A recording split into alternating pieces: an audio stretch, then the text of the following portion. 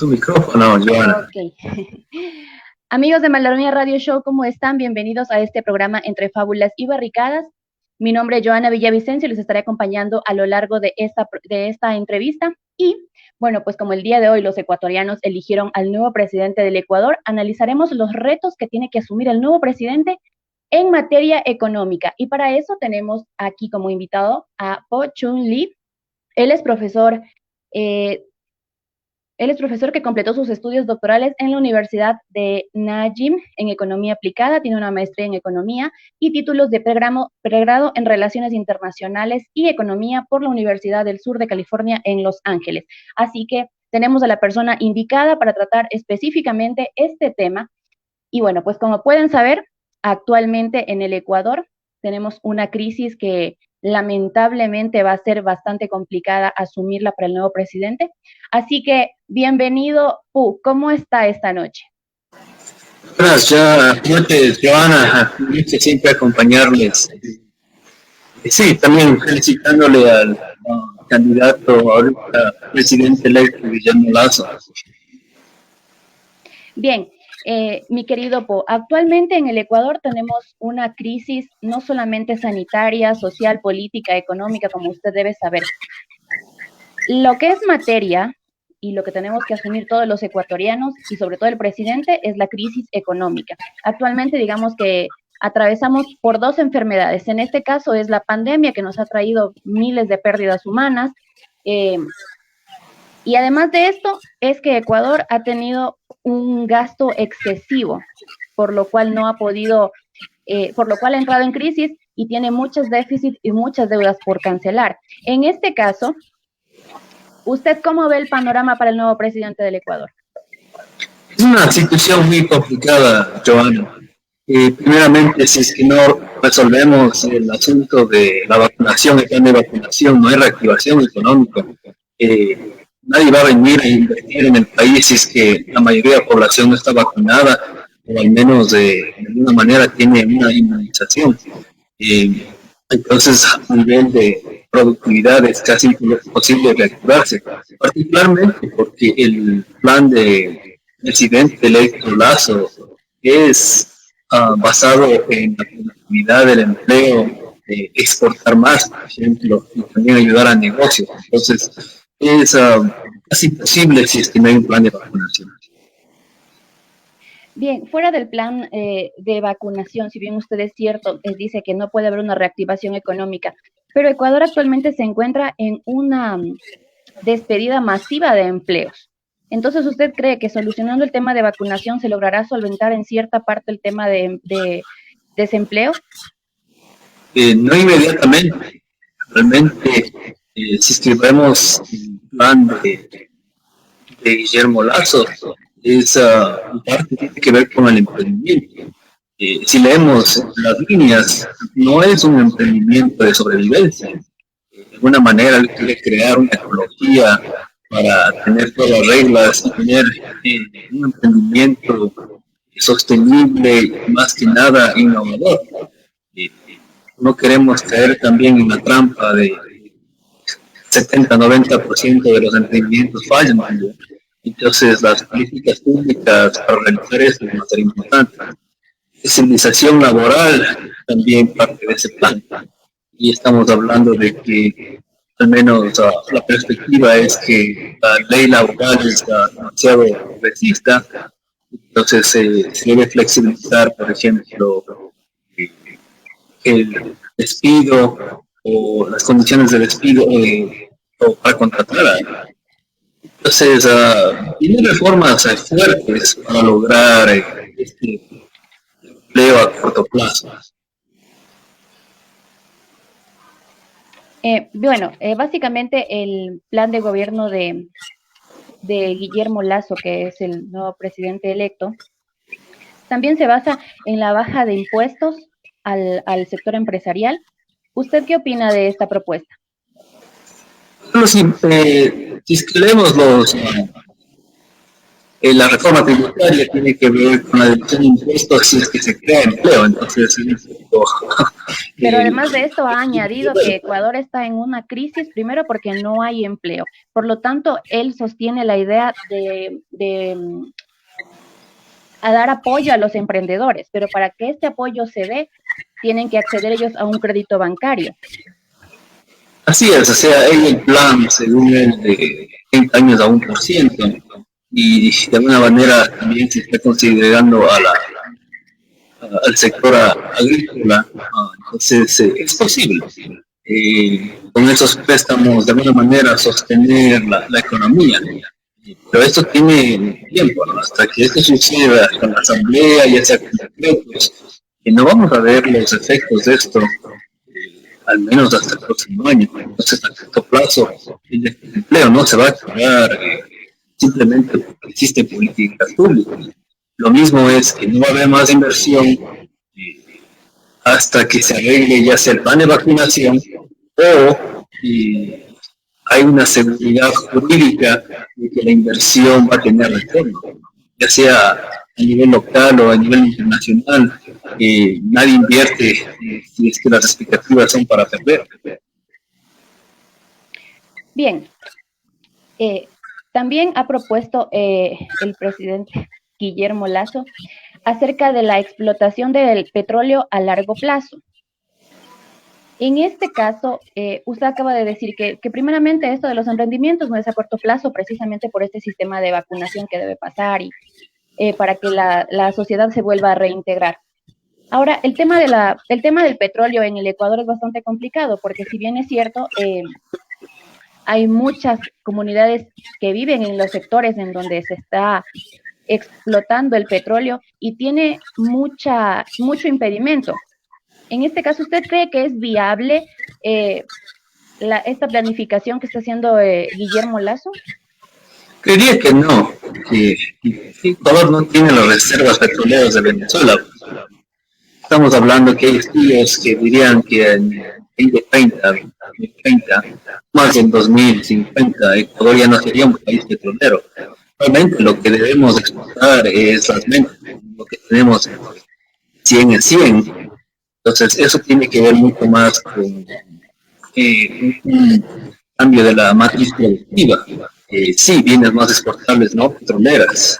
Estamos hablando de generalmente la industrialización del Ecuador, basado en los recursos abundantes que tenga el país. Por ejemplo, si tenemos abundancia de sol, entonces el turismo es muy factible. O si hablamos de que tenemos bananos, ya dejar de hacerlo de clima. Entonces, esa clase de transición es tal vez una que le ayude, más que ir a pensar en explotación petrolera, porque este es un recurso limitado. Realmente, si usted lo piensa, el petróleo es de la herencia, lo que nos da la tierra. Entonces, hay que pensar más en soluciones más renovables. Es posible porque si ve el plan de gobierno de Guillermo Lasso es pro producción, pro explotación. Entonces es posible que lo logre, lo encamina. Pero usted no le da muchos puntos a esta propuesta, ¿no?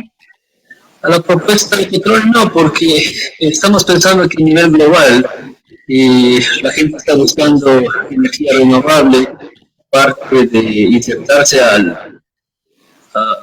la comunidad internacional es hablar de energías nuevas, energías renovables, sustitutos al petróleo, de bajar la huella de carbono. Entonces, apostar al petróleo a largo plazo no es algo que deberíamos perseguir. Y muchos países que están desarrollando están haciendo. Bien, entonces en este caso, bueno, anteriormente usted mencionaba que Ecuador tiene menos reservas que Venezuela, y refiriéndonos a este caso, Venezuela como un país que no es dolarizado, y una de las propuestas, bueno, no las propuestas, sino de la campaña que hizo Guillermo Lasso es que el candidato opositor, que en este caso sería Andrés Arauz, iba a desdolarizar el Ecuador. Y creo que con eso se quedaron la mayoría de los ecuatorianos, les infundieron ese miedo. Entonces, ¿Usted qué opina sobre esto? ¿Cree que realmente se podría desdolarizar al Ecuador? O bueno, si hubiera podido en caso de que hubiera ganado Andrés Arauz. No hay evidencia histórica que demuestre que el país se va a desdolarizar o algún país se ha desdolarizado. No hay país que una vez que adoptó la dólar se desdolarizó. No hay esa historia. Entonces, el dólar, si es que lo Pero el pensamos, hecho de puede que no haya sobrevivir. perdón, el hecho de que no haya esa historia de que algún país que se haya dolarizado posteriormente se haya desdolarizado, en ese caso, ¿es posible? Así la historia no lo cuente. Desdolarizarse sí es posible. La idea es que en la práctica la gente aún piensa en dólares, aún calcula en dólares, aún mantiene el valor de sus patrimonios en dólares. Entonces, la única razón para que alguien deje de aceptar el dólar, o pensar en dólares, es que Estados Unidos eh, ya no domina en el mundo y es uno de los peores países del mundo. Entonces, eh, la polarización se puede hacer, la desolarización se puede hacer por decreto, pero en la práctica es imposible. La gente siempre va a ajustar a sus expectativas o el nivel de precios en relación al dólar. Antes de la dolarización formal en Ecuador ya lo hacíamos, nosotros comprábamos carros en dólares, ahorrar en subs, enviarla a dólares para comprar ese carrito. Lo mismo era con la casa. Entonces todo bien duradero o de mayor valor estaban en dólares. O sea, entonces éramos un país ya casi dolarizado, es legalmente que no lo era. Entonces, prácticamente esa campaña en contra fue sucia. Sí, bueno, es parte de esa estrategia, ¿no? Que tiene Venezuela con inflación tremenda, entonces hace sentido que hay dos mitos que siempre nos decían, ¿no? Que no somos Venezuela por el dólar y que tenemos a las Fuerzas Armadas de alguna manera independientes. Entonces, es parte de esa campaña que sucia, pero se mete en política, nunca sale ileso. Claro, entonces, claro, circulaban por las redes sociales, ¿no? Incluso el TikTok se convirtió en un escenario en donde los jóvenes se quejaban o ya se imaginaban vendiendo chicles en otro país, etcétera, etcétera, etcétera. Y está bien aclarar este punto porque cierta parte de esa campaña fue la que le dio el triunfo contundente al actual presidente, que tiene que enfrentar ciertamente un déficit fiscal terrible. En este caso, usted habló anteriormente de explotar las mentes. ¿Explotarlas en qué ámbitos exclusivamente? Explotar es decirle, si usted tiene una idea, vamos a potenciarla. Entonces, una es buscar inversores ángeles, alguien que crea en su idea, y otra es tal vez identificarlo, o sea, cómo lo llevamos al mercado, su invento, su servicio o su idea. Entonces, eso no puede ser simplemente el gobierno, tiene toda una cadena de procesos y esa ecología de procesos se la puede crear a través de política pública. Entonces, a veces tiene que ver con flexibilización, a veces tiene que ver con incentivos tributarios, a veces tiene que ver con cierta flexibilidad laboral. Como le digo, los emprendimientos estadísticamente al menos 70-90% fallan. Entonces, y poder darle la oportunidad a la gente que falle y se recupere, por ejemplo, es también parte de esas políticas, de libera el capital. Si usted quebró, no importa, levántese otra vez y empiece otra vez. Y así no había tanta traba de que para empezar una empresa, un emprendimiento, son 6 meses y para deshacerse el emprendimiento son 2 años. Entonces, en esos casos nadie quería emprender. Hablando de emprendimiento de calidad, hablando de que queremos ser el próximo Google, queremos ser el próximo Uber o queremos crear la nueva plataforma en los teléfonos inteligentes, o queremos producir algún invento que pueda recoger basura en el mar o en los ríos, o sea, esto implica ser flexible y crear todo este ecosistema de procesos y políticas públicas. Bien. Eso para hablar sobre los emprendimientos, ¿no? Bien, referentemente a las exportaciones, usted sabe que Ecuador es un país exportador de banano, de cacao, de rosas. ¿Cuán viable sería incrementar no solamente estos productos, sino incrementar otros productos extras como la quinoa, productos de la sierra, para poder lograr una estabilidad económica, sobre todo en el mercado internacional? ¿Qué tan viable sería eso? Es viable, pero hay que pensar también en ese aspecto económico. Que, um, el problema que hemos tenido en Ecuador es que siempre pensamos en materia prima y no en un producto acabado. Entonces, a nivel internacional, si se baja la demanda de una materia prima, es que alguien en alguna parte del mundo quiere usar, digamos, la quinoa, solo es quinoa, si no alguien quiere hacer risotto de quinoa, pero listo para hacer puesto en microondas. Entonces, si es que esa demanda baja, el precio de la quinoa baja. Entonces, para evitarnos ese riesgo, por eso decimos que hay que saltar en la cadena productiva, nosotros tenemos mucha quinoa, no solo eso es suficiente, sino tenemos que crear productos alrededor de la quinoa para poder estabilizar mejor el precio cuando sucede una crisis financiera o económica. El que pierde generalmente a nivel mundial, la estructura siempre ha sido esa. Si es que una crisis mundial, el que es afectado primero es la industria y después el que vende la materia prima. Y el que tiene la materia prima es el más afectado porque es el que menos gana en todo el proceso. Sí, sí. Hay que cuidarse también de eso. No queremos seguir siendo un país que vende materia prima únicamente, sino queremos hacer ese salto, ya sea la industria o servicios, y eso le da mucho más valor y nos protege mejor de los ciclos financieros. Usted habla de una vía a la industrialización, pero también debe considerar que en Ecuador, para tener ese apoyo que usted está mencionando, deben pasar eh, muchos procesos. Lamentablemente tenemos que todavía mantenernos como país exportador o dador de materia prima. Así es, entonces lo que vemos es, hay que ver ese, queremos vender más ganando, o sea, queremos vender más de lo que tenemos o queremos vender algo mejor de lo que ya tenemos. Y eso es ese proceso de industrialización, que no solo queremos que la gente haga, en el Ecuador hacemos el mejor estado del mundo, pero no hacemos el mejor chocolate, tenemos la mejor materia prima.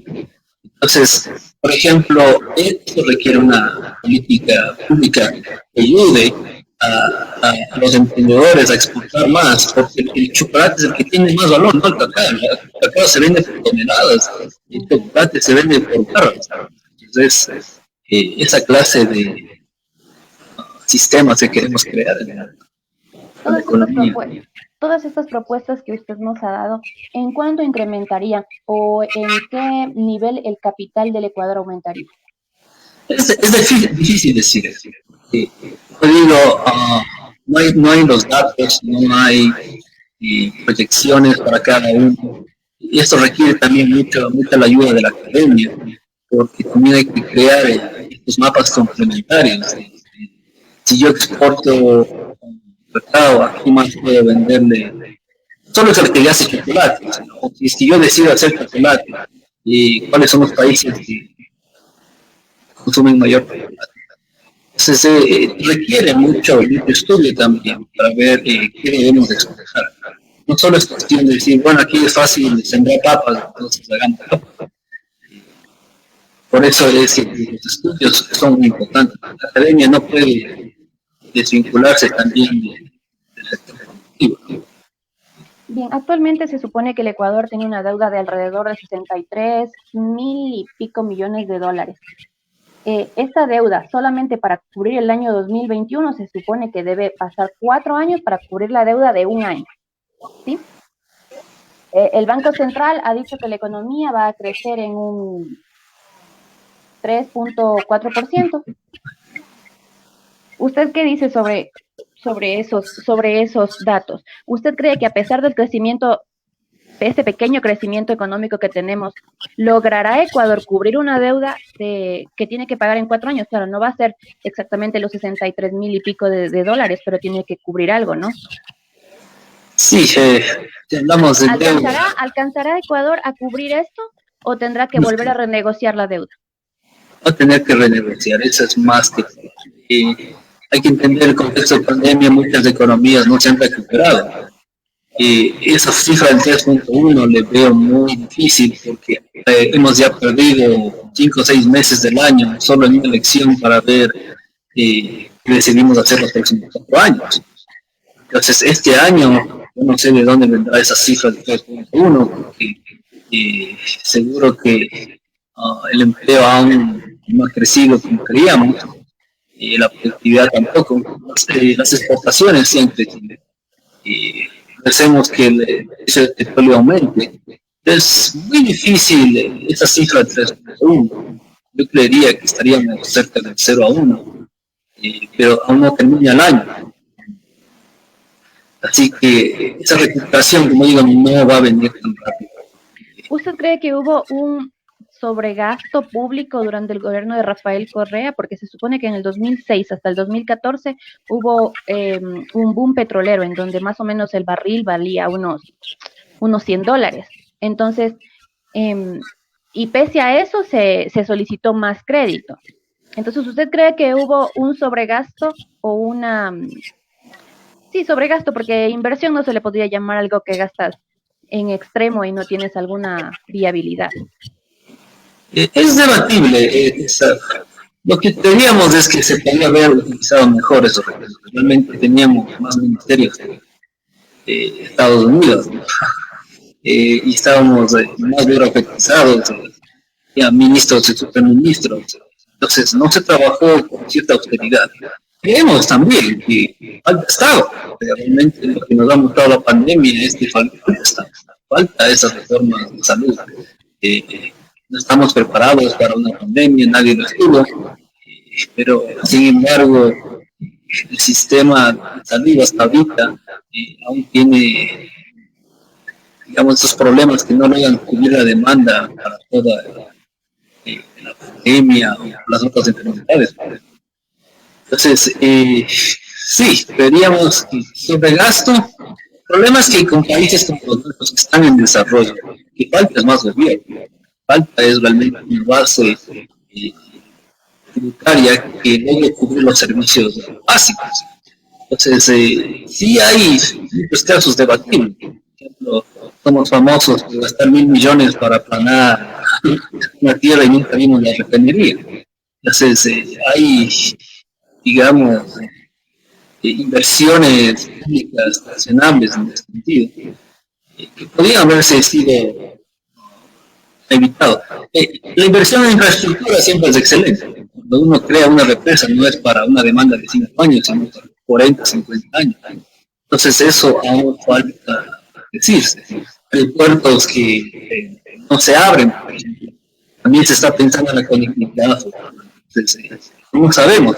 Realmente, si hablamos de desarrollo, es más barato hacer infraestructura hoy que en 20, 30 años. Entonces, por eso es que si es que tiene un buen petrolero, generalmente se invierte en infraestructura. ¿Por qué se sobreendeuda? Es como cuando a un país le va bien, a su negocio le va bien, le caen todas las ofertas financieras. Entonces, eso también a veces, si es que no hay el adecuado planeamiento, puede existir eso. ¿Qué pasaría si el Ecuador entra en una peor crisis económica, tanto que no tenga para solventar la deuda? ¿Cuáles son los recursos que tendría que utilizar el Estado para pagar estas deudas externas? Si vamos al extremo de la crisis social, es el que tiene algo de patas, se ha disparado el país, y se trae inversión extranjera. A nivel de seguridad es uno de los países más inseguros. Venezuela es famoso por eso, que fuera de una zona de guerra, la probabilidad que acabe usted acribillado, disparado, es más alta que en cualquier otro lado del mundo. Entonces, tenemos también crisis sociales, no solo ya económicas, políticas, sino que vemos... Bueno, esas serían las consecuencias, ¿no? Sí. En este caso, ¿qué tendría que hacer en este caso el Estado para poder solventar esas deudas? Considerando que entra en una crisis peor de la que está. Peor de la que está, claro, no. Generalmente no es austeridad la solución. Generalmente el Estado es el único que puede contrarremar en la corriente. O sea, es el Estado es el único que puede decidir, bueno, vamos a hacer más inversión en infraestructura para aumentar el empleo. Por ejemplo, a nivel local, en vez de pavimentar con máquinas, vamos a adoctrinar las calles. Eso da más empleo. ¿Usted cree que las entidades financieras que están solventando económicamente al Ecuador, o en este caso dando los préstamos, tendrán siempre la apertura de permitir que se postergue o que se renegocie las deudas? A nivel local, a nivel internacional aún es fácil. Al final, lo que ven todos los bancos de desarrollo es hay que pensar a nivel de Estado, ¿no? ¿Cuál es su plan a 30 años y cómo va a pagar usted en 30 años? Bueno, pero actualmente en el Ecuador esos plazos están saturados. Le debemos a China, al FMI, al Banco Central, o sea, a un montón de entidades, y para lo cual Ecuador va a seguir pidiendo plazos y plazos que siempre va a haber, como que contar los huevitos, contar los pollitos antes de que salgan del cascarón, por así decirlo. Entonces,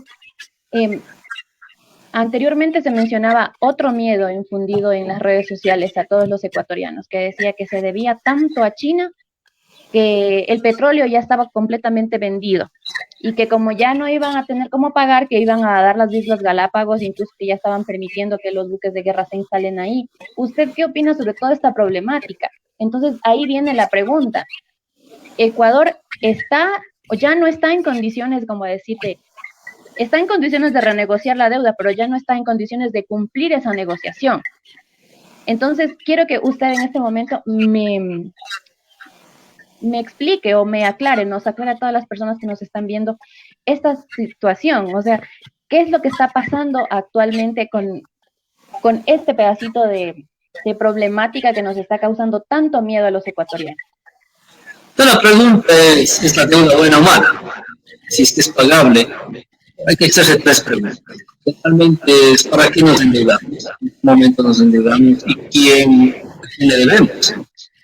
Si es que queremos hablar de cifras, Japón está 250% endeudado de su PIB, pero nadie dice que hay una crisis económica y financiera en Japón. ¿Por qué? Porque la mayoría de los tenedores de esa deuda son japoneses, entonces no hay corrida. Si es que debe a alguien plata, es a sus ciudadanos. ¿Y es por qué? Porque los ciudadanos confían en su propio país y saben que el gobierno les ha fallado, tienen un excelente bienestar social. Entonces, hay que complementar eso, estos miedos de estar endeudado. ¿Para qué se endeuda uno? Es una buena pregunta. ¿Los estados para qué se endeudan? ¿Es solo para pagar salarios? No es verdad eso. El Estado hace muchas obras, digamos, de bienestar social, carreteras, mayor electricidad, lleva servicios básicos a poblaciones más vulnerables. Entonces, estas son muy buenas deudas. Por eso es que dependiendo la causa de la inversión que realice el Estado que recibe el dinero, dependiendo eso, usted me dice que se negocia una deuda. Sí, por ejemplo, si hablamos de FMI y Banco Mundial. Banco Mundial es el bueno de la película, el FMI es el malo de la película. El FMI, ¿por qué es el malo de la película? Porque usted solo va al FMI cuando le va a regalar.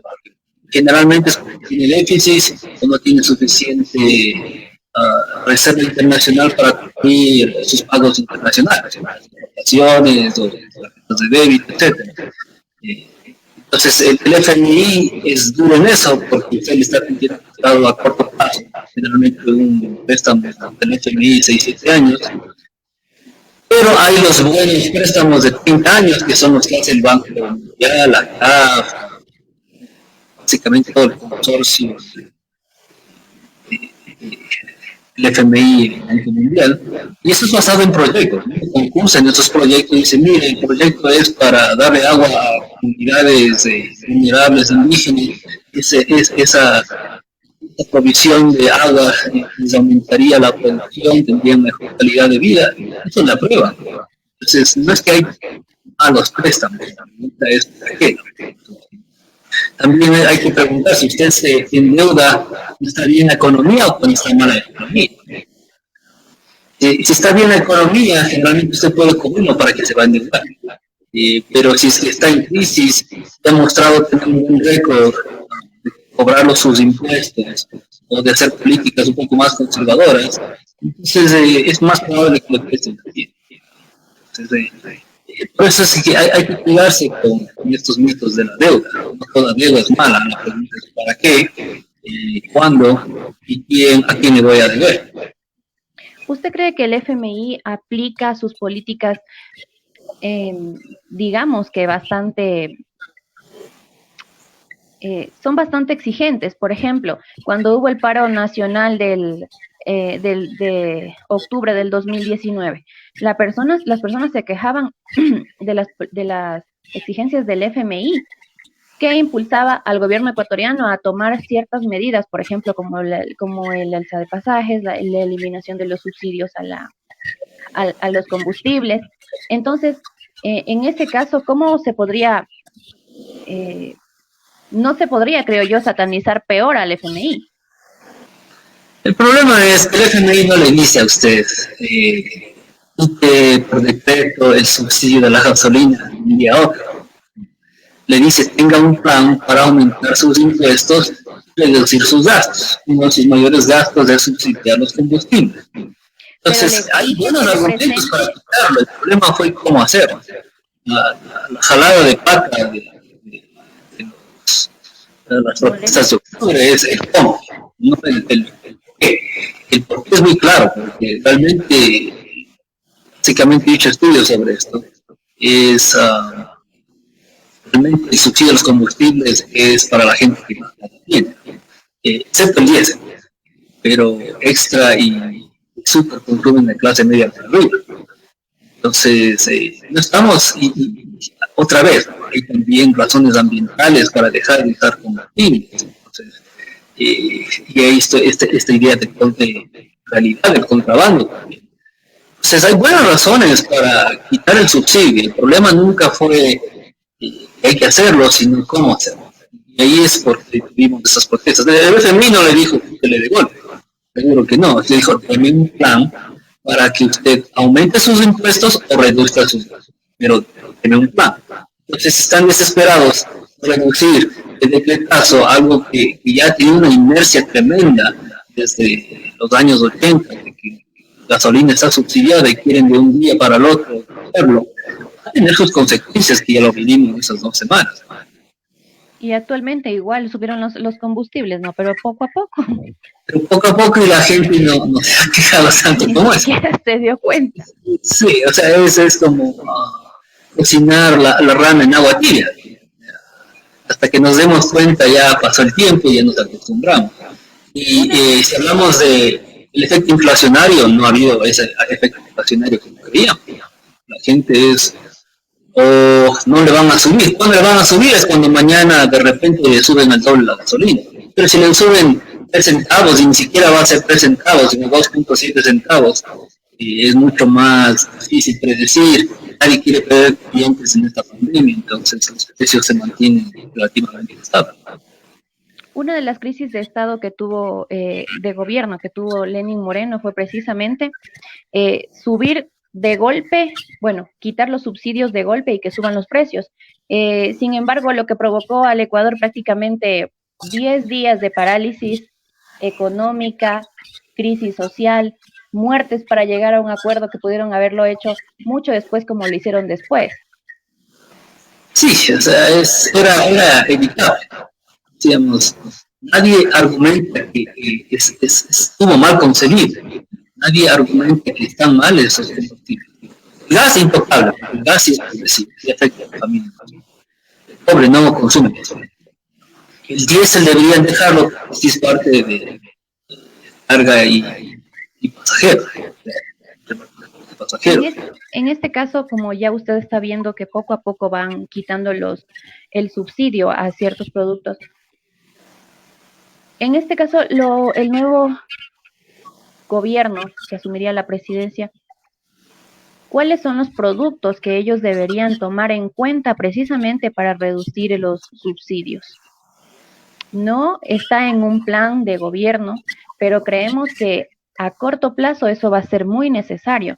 En este caso, ¿cuáles serían los que tengan menor impacto para la población ecuatoriana?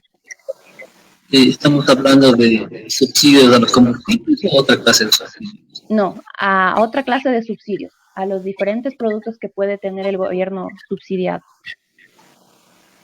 No es tanto subsidio, sino a ayudar al agricultor. Y el agricultor está a la merced del mercado. En todos los países realmente hay un tremendo subsidio a la agricultura, en razones de soberanía alimentaria, pero también para mantener comida barata. Entonces, estamos hablando de subsidios a fertilizantes, a cualquier insumo de productividad. Eso seguro que hay que subsidiar. Y estamos hablando de sobreproducción. ¿Qué pasa con la sobreproducción? Eso desestabiliza los precios y luego no hay incentivo para mantener la agricultura. Entonces, para proteger eso, generalmente se compra la sobreproducción y en ciertos casos, si se lo puede guardar, se lo guarda, se lo vende a precios preferenciales. Entonces, esto siempre ha sido positivo y ayuda también a mantener el precio de los alimentos más bajos. Seguimos también con la idea de industrialización, de que una manera de guardar estos productos alimentarios, que es la agroindustria, que podría, digamos, enlatar los productos y lo hace mucho más barato. Si usted ve, es increíble. Los productos manufacturados, por ejemplo, son más baratos generalmente desarrollados que el producto fresco. El producto fresco aparentemente tienes en un lujo, pero una manzana piña enlatada cuesta mucho menos que una piña fresca. Entonces, a eso vamos. Si queremos que sea más barato los alimentos, hay que seguir subsidiando a la agricultura y también hay que pensar en la agroindustria para poder también crear esta cadena de soberanía alimentaria. Bien, se habla también de una posible privatización, aunque el candidato ha mencionado que no se va a privatizar nada, pero ¿cuál sería el beneficio para la economía ecuatoriana en caso de que los ministerios, bueno, en este caso de que las empresas públicas pasen a manos privadas, o se podrá pasar a manos privadas en cierto porcentaje, como lo ha mencionado Guillermo Lasso? Sí es posible, o sea, lo que decimos es que nos dice la experiencia no es privatizar, no ayuda. Lo que queda es monopolio de negocios. Lo que sí sucede, ha sido exitoso en el mundo, es que las operatividades día a día se lo deja al management, a la administración privada, pero el gobierno es un gran accionista en empresas que crean, son estratégicas. Por ejemplo, puedo concesionar, digamos, CNT, pero yo como accionista del Estado, digamos, un 30%, aún tengo algo que decir dentro de la empresa. Por ejemplo, usted como CNT tiene que proveer internet en sectores rurales, a nivel privado, en Madrid. Entonces, como un mayor accionista, usted tiene, digamos, voz y voto en la mesa de directores, podría hablar de esto. Entonces, es de lado a lado, y siempre nunca se vayan los extremos. Privatizar es un extremo. Concesionar inteligentemente digamos, mantiene ese equilibrio en que queremos que ustedes hagan plata, sean muy eficientes, cuidando ese servicio, pero al mismo tiempo también piensen en el bienestar social. Y no solo todo es dinero, piensen en la población vulnerable, y queremos políticas de responsabilidad social. Entonces, es posible. Por eso es que privatización es de un extremo y generalmente ya no lo hace. Nadie sabe, por ejemplo, Volkswagen, uno de los productores de autos más grandes del mundo, el mayor accionista del gobierno de Alemania. Entonces, pero todo el mundo cree que es una empresa privada. Pero en general funciona así. privadamente, pero sí te interesa al gobierno alemán es que se mantenga el empleo, se mantenga esa relación con los proveedores, por ejemplo, y que se mantenga una excelente relación también con los consumidores, que sean de calidad. Entonces funciona que el gobierno alemán es un gran accionista. O sea, es lo que llaman un stakeholder. Ellos apuestan al éxito de la empresa privada. Ya, pero en este caso, por ejemplo, hablamos de los hospitales. Miles de familias ecuatorianas que no tienen un solo centavo para hacerse ver en un centro público, en un centro privado, perdón. ¿Qué pasaría cuando parte digamos, hablemos de X hospital? ¿Qué pasaría si la gente que va gratuitamente ahí todo el tiempo, donde es atendido por cualquier tipo de enfermedad, desde la más minúscula hasta la más mayor, por así decirlo, con esta política de ceder cierta parte a la banca privada, perdón, a las empresas privadas, esto demandaría que el público, perdón, ¿cómo se dice? La persona enferma tenga que acceder al hospital y pagar cierta comisión, tal vez no no va a ser totalmente gratuita. ¿Qué demanda esto en el ámbito de la salud?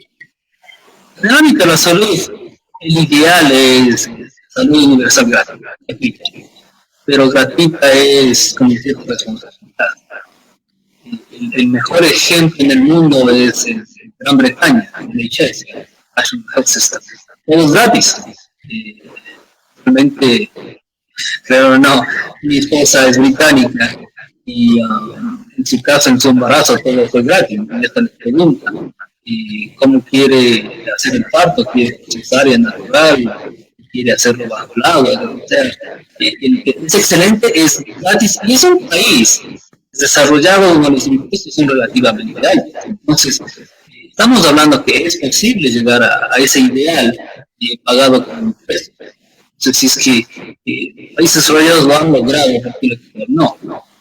Entonces, esto de privatizar la salud, no hablamos tanto de privatizar. Usted acaba de mencionar que esto en efecto es extremo. Sin embargo, lo que se hacen muchas preguntas las familias, sobre todo las de más bajos recursos, es que si en una parte se cede, por decir, las acciones a empresas privadas, ellos tendrían igual que ir gratuitamente o pagar cierto valor que cubra a la empresa privada.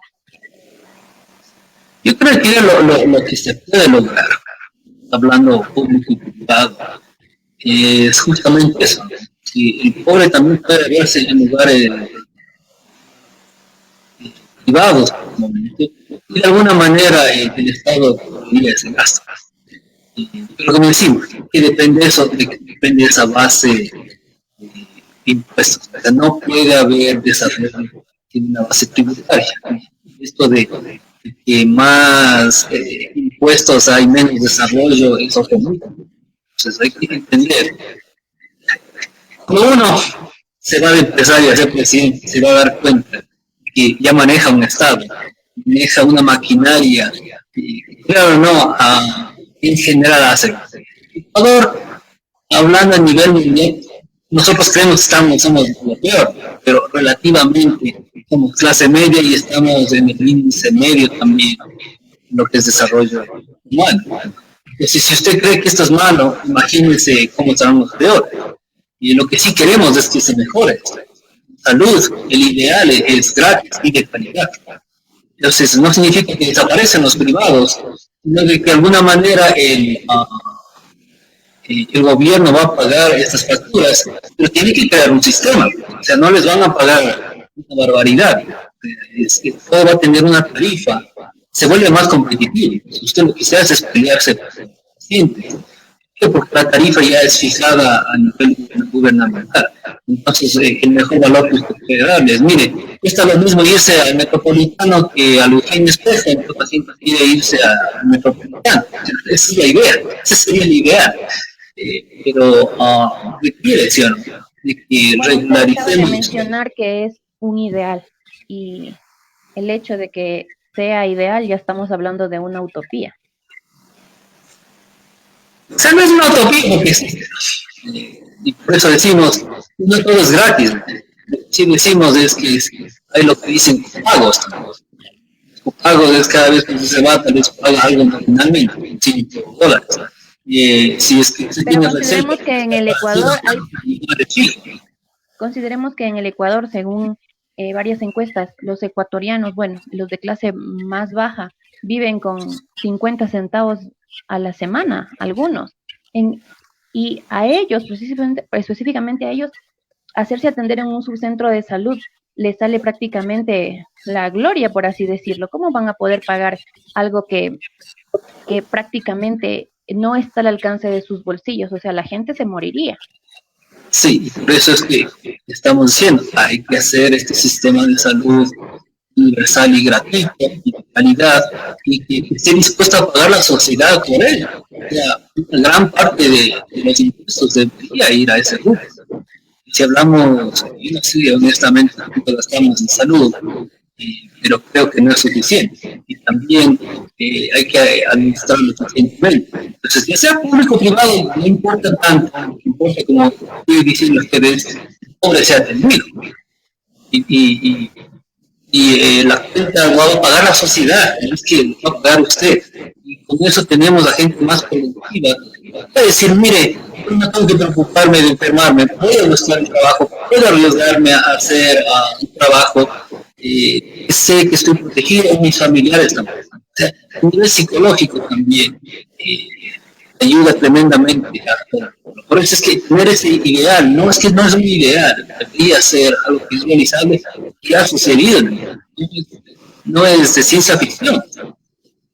¿Usted cree que es necesario cambiar ese chip de los ecuatorianos al momento de decir, no, es que lo privado es caro y lo público es barato? Sí, es casi un mito, ¿no? Es como decir,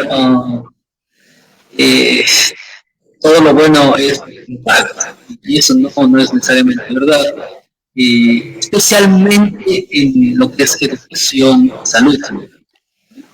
Si vemos a los mejores países en lo que es educación primaria y secundaria, los países nórdicos, eso es básicamente gratis. Y siempre a nivel mundial tienen los mejores exámenes. ¿No? Si vos queremos que sea ideal, es posible. Real, los impuestos, la gente tiene que sacarse la mano de trabajar. Eso no era verdad. Pero tienen que saber que sus impuestos están bien gastados. Ese ha sido también el problema de este país. Justamente la corrupción. Debe ser muy exitoso en sus negocios, pero la gente siempre dice que cuando ya tengo cierto nivel de éxito, está interponiendo a que ellos sean más grandes del gobierno. Y en eso tienen razón. Entonces, eso también debe cambiar. Por ejemplo, la democracia tiene que ser los mejores y es puramente basado en mérito. Y en su caso, el estándar tiene que ser inmediato. En Singapur, por ejemplo, uno si es funcionario público, ahí sí no aplica de que usted es inocente hasta probado culpable. ¿No? Usted es culpable y tiene que probar que sea inocente. Entonces, eso cambia totalmente a la concepción del servicio público, porque implica que aquí solo están los mejores y los que van a hacer a rajatabla a los que. O sea, la corrupción viene desde el Estado, no tanto por la banca privada. Perdón por no hay como quitar banca privada. Estoy con el chip ahí que la banca y que la banca. Realmente lo que hemos visto es que el Estado es una manera de hacerse rico, no es una manera de servir. En los países desarrollados, uno más bien es muy exitoso en su vida privada, decide servir. No es un muy buen médico y decide decir, bueno, quiero ciertas leyes reformadas y mejorar el sistema de medicina. O uno si es ingeniero, le dice a la infraestructura falta, tenemos que invertir de tal manera a nivel técnico. Entonces, generalmente en países más desarrollados, los mejores van a hacer el servicio público, no son los que creen que van a decir, me voy a hacer rico en el servicio público. Y aquí también los mejores no lo van a hacer porque uno nunca sabe de eso. Uno ha sido muy bueno en su vida profesional, en esta política, pero no solo queda arruinado usted la reputación, sino la de su familia y sus descendientes y generaciones. Entonces, a eso vamos, ¿no? Tenemos que crear el mejor servicio público Eso requiere un sistema de meritocracia, tienen que estar los mejores, tienen que estar los más éticos, y las reglas tienen que ser mucho más fuertes, restringentes. Aquí la Asamblea ni siquiera quiere pasar una ley anticorrupción. Entonces, en ese caso, ¿cuál sería su pronóstico en materia económica para los siguientes 4 años que le esperan a Guillermo Lasso? Creo que tiene un reto muy difícil. No solo salir de la pandemia, sino la reactivación económica. La reactivación económica, si es que vemos un plan, es lo que llaman mucho más de política de oferta. También tiene que considerar las políticas de demanda. A corto plazo hay que pensar cómo poner más dinero en los bolsillos de la gente. Eso tiene un efecto multiplicador. Entonces, eso a corto plazo ayuda. Al mismo tiempo, nunca descuidar la matriz productiva. Tenemos que producir más, tenemos que crear más empleo, y tenemos que, de cierta manera, flexibilizar esto. Tenemos que cuidar, por ejemplo, los dólares que salen del país, porque esos son los que compran los insumos y maquinaria. O sea, la gran pregunta es: si usted va a sacar plata, ojalá sea para invertir en la productividad del país. Entonces, eso también hay que cuidar. Sí, hay que hacer las dos, y hay que pensar institucionalizar esto. Y a quien venga, vamos a siempre tener estas políticas de Estado, no políticas de gobierno, con 4 o 8 años, sino de 25, 30 años, y eso no cambia a quien venga. Y eso es lo que nos ha faltado también, institucionalizar el proceso. La burocracia no puede trabajar con el sector emprendedor. Claro que puede. Y eso lo han hecho. ¿Por qué? Corea del Sur, Taiwán, Singapur, Hong Kong, son tigres asiáticos, es porque, y ese es un mito, ¿no? Es porque aplicaron políticas liberales, no es verdad eso. Realmente fue una relación muy apegada al gobierno y al sector. Ellos sabían exactamente qué hacían sus industrias y sabían cómo ayudarles a exportar más. Sabían exactamente, por ejemplo, si es que trampeaban impuestos. Hay gente que importa insumos y exporta y tiene un descuento. Entonces, como sabían los procesos productivos, sabían cuánto les tenían que pagar. Entonces, si no se perdió el gobierno, su ingreso tributario era para obras sociales. Ese es el costo de ayudarle a una industria o a los emprendedores o a las empresas, los negocios familiares, son los impuestos. O sea, no digamos que es malo pagar. Estos deberían ser, usted debe ser orgulloso de pagar los impuestos, porque usted lo va a ver reflejado en mejores carreteras, mayor seguridad, mayor salud, mayor educación lleva a que usted tiene una población donde usted no tiene que tener miedo de sus vecinos. Que usted, cuando deja a sus hijos en la calle, usted sabe que los adultos no podrían ayudarles a llevarle de vuelta a su hijo a la casa. Entonces, y eso tarda tiempo. Un país no se desarrolla en 4 o 8 años. Estamos hablando de una generación, 25. Por eso es que educación hay que seguir invirtiendo, producción también hay que seguir invirtiendo en esto. Hay que institucionalizar. Y institucionalizar también tiene este proceso de hay que aprender de los errores. Esto es lo que nadie quiere aceptar también, de que debemos ser perfectos. Hay que aprender de los errores y mejorar los procesos. Yo cuando veo el registro civil, comparado con lo que era antes, que la gente se casaba en la cancha de tierra, con lo que tenemos ahorita es mejor. Podemos mejorar las citas también, podemos mejorar el servicio, claro que podemos. Entonces, mejorar, ¿no? El Estado no mejora con un gobierno o dos, mejora con la ciudadanía. La ciudadanía está educada para exigirle el servicio público. ¿Usted qué le diría a las personas, bueno, a la mayoría de los ecuatorianos, a los grandes monopolios, que no les gusta pagar impuestos, evaden los impuestos a como dé lugar? Entonces yo creo que todo es un tejido de corrupción. ¿Cómo se podría, con qué discurso se podría llegar a la gente para que, como usted dice, pagar impuestos es bueno?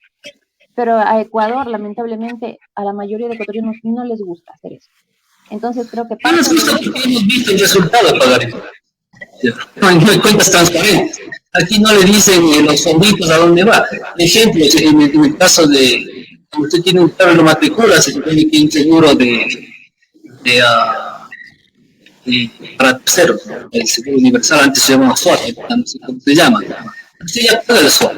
Honestamente, si hablamos de, supóngase que son 400 millones de ese fondo, ¿y cuántos de estos realmente se gastaron? Digamos que solo 150 millones, hay 250 millones que se puede utilizar para esta idea de tránsito. Pero ¿qué vemos? Que se los llevan al gasto corriente y ahí sí desapareció. Entonces, cada fondo donde usted pone la plata debería tener esa transparencia de dónde va el dinero. Mejoras carreteras, o va a reducir el costo de los seguros, esa es una, o va a mejorar, digamos, la aportación a la gente que queda afectada por un seguro, un accidente de tránsito. Pues, hablando de transparencia, es esto. Justamente que no existe transparencia en el programa.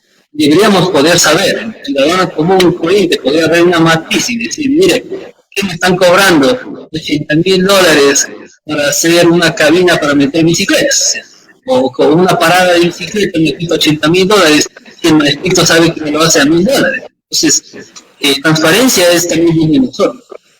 Y tener esto transparentado. Entonces, hacerlo bien es difícil y es un proceso a largo plazo. Digo, esto no espere milagros en estas elecciones, en las próximas que se vengan. Lo que tenemos es ir educando a la ciudadanía. El servicio público es muy serio. Servir, gastarse la plata bien ganada, ciudadanos, es sagrado. Si usted no le pone en algo que mejore la vida de alguien, yo prefiero devolver. O sea, ahí sí decimos, por eso hay mucha gente, yo prefiero el nuevo gobierno que el gobierno que tenemos, es justamente porque no tenemos de a dónde va nuestro dinero, a dónde va la plata, que yo cuando pago el IVA, el 12% de ese producto y no veo a que mejoren. Entonces, transparentar esto le ayuda.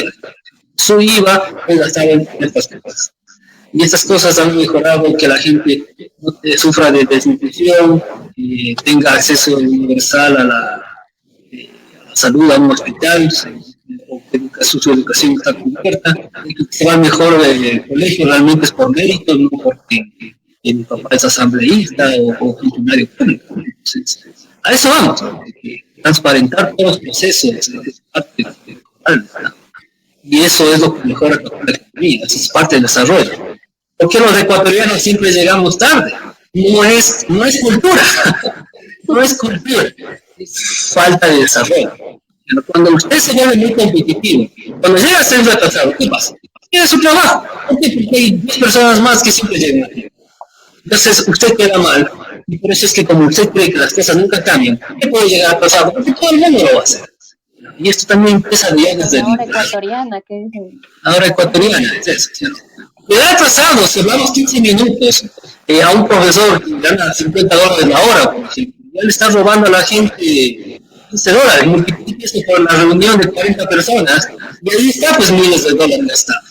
Entonces, no es que no hacemos y es porque nada cambia. Si el mismo jefe llega atrasado y no empieza la reunión sin el jefe, a eso vamos. También educación, liderazgo, dirigir, por ejemplo, o sea, el Ecuador tiene que hacer un cambio de chip rotundo, o al menos empezar desde pero se viene con desarrollo. No es espere milagros. Espere tal vez en 25 años de poco a poco y se va a dar cuenta de que es verdad, ya nadie llega atrasado al trabajo, ya nadie escucha en la calle, ya todo el mundo pone la basura en su lugar, la gente es mucho más amable, puede hablar con un extraño sin tener miedo de que le van a robar o le van a hacer algún juego de confidencia. Y eso toma tiempo, pero es posible. O sea, no sé si usted ha oído, cuando Alemania y Japón no eran desarrollados, eran alemanes ladrones y japoneses vagos. Ese era el mito, eso era antes de que ellos sido desarrollados. Usted siempre ha oído que los alemanes son las personas más disciplinadas del mundo y que los japoneses trabajan tanto que se mueren en el trabajo. Entonces, eso viene con desarrollo, no viene con políticas, no viene con una elección.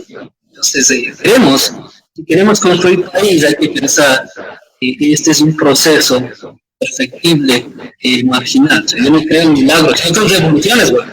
odio revolución, es una palabra que da miedo. Quieren cambios radicales, pero no sucede. El verdadero cambio es paulatino.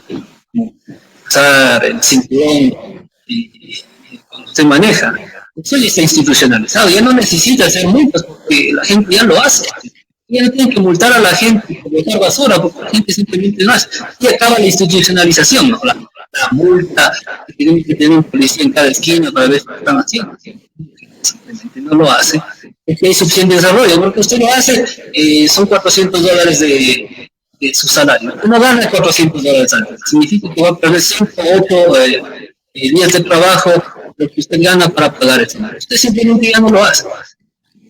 No vale la pena. Y es porque también, no es que le están cachando todas las veces, sino que, mire, si a usted le gusta manejar rápido, no es que la primera vez que manejó rápido le cacharon. La vez que le cacharon era porque 30 veces que usted fue rápido le cacharon esa vez. Entonces está pagando la multa de las 29 veces que no le cacharon. Entonces, eso, ¿no? Institucionalizar eventualmente ya no requiere reglas. Y eso es el ideal que necesitamos de la economía. Y le digo, usted me dice, yo está terrible el país, eso lo que usted me dice no es posible. Si es posible, en los países que le dijo, igual o peor que Ecuador. Eran igual o peor que Ecuador. Y lograron desarrollarse, y parte por liderazgos fuertes, parte por buena política, porque ellos decidieron aplicar la ley de rajatabla, y son, es que son, de las nades. Bien, mi querido Po, para finalizar, voy a hacer una pregunta un poco ambiciosa, un poco esperanzadora. ¿Qué cree que le depara al Ecuador en estos 4 años? Y sobre todo, ¿en cuánto tiempo, como para que se cumplan todos estos ideales, Ecuador deberá luchar por mejorar sus valores, por mejorar sus ideologías, o bueno, por cambiar de ideologías, y sobre todo para cubrir una deuda extrema que está altísima? ¿Cuánto tiempo tendrá que pasar? Es que la deuda no lo paga usted. Es que usted lo piensa, 60.000 millones, en 60 años son 1.000 millones. Entonces, eso es pagable. Ya. ¿Se puede pagar 1.000 millones en una economía de 100.000 millones a 60 años? Sí. Ya. Entonces, si se quiere pagar 2.000 millones, también son 30 años. Quiere pagar 3.000 millones, tal vez en 10 años ya pagamos la deuda. Quiere pagar 6.000 millones, en 5 años paga la deuda. O sea, es posible, pero los estados no funcionan como la deuda que usted y yo tenemos. El estado no muere. Entonces, lo que quiere mostrar el Estado es que es un país serio, cumple las leyes, tiene gente muy trabajadora, disciplinada, muy bien capacitada. Entonces, eso es lo que atrae inversión. La inversión no es menos impuestos y menos regulación, es casi nulo. Generalmente es crecimiento económico y eso implica que está sucediendo en un país que no está sucediendo en otros. ¿Por qué toda la gente corre a invertir donde usted? En el caso de China hace 20, 30 años, toda la gente corre a China. Ellos tienen una ventaja comparativa en mano de obra, barato fabricar en China. Los gobiernos son fuertes. Dicen que quiere hacer la fábrica, le damos terreno, electricidad barata, mano de obra barata. Lo que sí queremos es que exporte más y trate de meter mano de obra, porque no queremos automatizar los procesos. Entonces, el gobierno ya sabía qué quería hacer, no es que lo aprendió, ¿no? Al principio falló. También los inmigrantes extranjeros chinos son los que ayudaron mucho en esta política y cómo traer inversión eficaz en inversión extranjera. Entonces, es un mito esto de menos impuestos, menos regulación va a traer a más inversión extranjera. La gente viene a invertir, porque algo sucede en su economía que no tiene. Dos es, básicamente usted tiene una mano de obra capacitada para la productividad que quiere. Vamos a ser computadores, de quienes sufren programadores, no voy a país. Entonces, hay que tener eso. Y la otra es esto, que tiene que tener la infraestructura básica para poder ayudar a estos procesos productivos. Entonces, uno tiene que estar preparado para traer la inversión. No solo es decir que tengo amigos ricos y traigan la plata. Eso es lo que nos están diciendo. Y yo soy banquero, o tengo uno de los ricos, o me llevo muy bien con el FMI y van a traer la plata. No funciona. Realmente el que sabe invertir en esta vida, que busca esa clase de oportunidades, que algo de nuevo que suceda en su país. Si su país es rico en sol todo el año y es relativamente compacto, la inversión en turismo es tremenda. Es lo que se vende, no las políticas o que usted es amigo del presidente. Eso es lo que se vende. Entonces, a eso va, hay que vender la patria, hay que vender al país. Usted se queja de que Ecuador es un país caro, entonces comienza a vender productos de calidad. Si usted va a hacer el tour a Ecuador, viajar a Ecuador no es barato, está bien, eso le da un caché. Pero no le da un caché, el que va a Ecuador es que tiene plata. El que va a Ecuador es mochilero, no es algo que se puede contar. La gente quiere contar de es lujoso. Tiene 4 regiones, puedes ver esas 4 regiones en un día si deseas. Hay tours que lo hacen, son relativamente caros porque viajas relativamente rápido para ver todo eso. Entonces, hay que saber vender la patria. ¿Cuáles son las opciones jugosas que atraen la inversión extranjera? Tenemos mucho turismo, lo que es agroagricultura. O sea, podemos sembrar todo el año por tierras relativamente fértiles. Entonces, no solo es hacer rosas, sino pensar en hacer extracto de rosas. Y ese extracto cuesta miles de dólares. Y es lo que se usa para perfumes. Entonces, ya no solo es vender flores frescas para ciertas etapas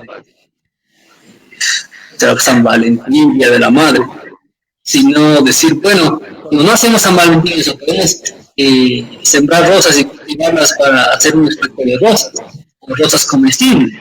Algo que lo diferencia, que no quiere hacer lo mismo que todo el mundo hace. Y eso requiere ese proceso. Y los académicos de alguna manera estudian con ustedes, ayudan al sector productivo, el gobierno también es muy facilitador en los procesos, no va a haber tanta regulación. Si es que el burócrata entiende qué hace la empresa privada, entonces digo, ¿por qué no pueden trabajar todos? Lo han hecho, se nos ven los ejemplos de Corea del Sur, Japón, Taiwán, son claros ejemplos de que la burocracia puede trabajar en las soluciones del lado de la, pues no vayan a los extremos. Bueno, mi querido, ha sido un gusto haber conversado con usted, ha sido bastante nutritiva esta entrevista, espero tenerlo de nuevo en este programa y pues bueno, felicidades al nuevo candidato que ganó las elecciones, Guillermo Lasso. Pues permítame decirle que ya estamos a un 98.4% de actas escrutadas y Guillermo Lasso tiene una ventaja de 52.48% y Andrés Arauz con 47.52%. Entonces me parece que ya hay una tendencia marcada que muy difícil se pueda superar, así que veamos qué es lo que nos espera a los ecuatorianos pues en estos próximos 4 años. Nos despedimos. Su buena gestión es el beneficio de todo el país, venga quien venga. Lo que se exige es lo que acabo de decir, el mejor servicio público. Si usted ya ha mostrado que es exitoso en la vida, ¿qué nos puede ofrecer allá a nivel de sociedad? ¿No? O sea, cuando haga el salto del empresario a esta lista, va a darse cuenta de que es difícil deshacerse de esa burocracia, porque parte del servicio público hace mucho bien al país, es decidir en dónde es donde falla, dónde tiene que limitarse. Entonces, no es un proceso. Entonces digo, por favor también anuencia y tolerancia a requerir. Entonces decimos, los medios de ustedes, por ejemplo, no solo es para atacar, sino también para señalar lo que se necesita. En todo caso, Lasso era una mejor opción según las propuestas, ¿no? Yo creería que es muy debatible. Es una mejor opción o no, es debatible. Yo creo que sus hechos lo juzgarán. Le deseamos siempre lo mejor, realmente. Y como dicen, tú eres la suma de las 5 mejores, la suma de las 5 personas que te rodean, ese equipo que arme. Entonces, tener gente valiosa, se aporta, comprometida, servir, es más esencial. O sea, yo cuando veo candidatos, no veo candidatos, veo cuál es su equipo, con quién va a trabajar. En estas políticas, quién es su número uno, a quién van a ir. Todos ellos tienen una calidad. No llega al servicio público.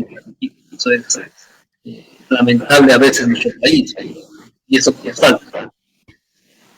Bueno, pues nos despedimos, ha sido un gusto. Le cuento que ya nos pasamos con 10 minutitos, pero fueron... Como profesor hablamos demasiado, entonces mi mujer... Y a mí que me encanta preguntar. Sí. Bueno, Sí, siempre un gusto también atender. Realmente a mí me encantan los medios independientes como el tuyo. Podemos realmente, tenemos más tiempo para explicar nuestras ideas. Y esto a veces no se lo puede hacer en 7 minutos en un medio, digamos, masivo. como un grande, ¿sí o no? Entonces, eso sí nos disculpamos a la su audiencia por toda esta extensión de este diálogo. Yo creo que están encantados, la verdad. La hora tampoco nos ayuda. Estamos en medios digitales, pueden verlo siempre. Bueno, queridos amigos de Mala Mía Radio Show, hasta aquí ha llegado Entre Fábulas y Barricadas. Nos despedimos de ustedes, deseándoles que tengan una excelente noche y pues que viva la patria. Que tengan una excelente noche. Buenas noches.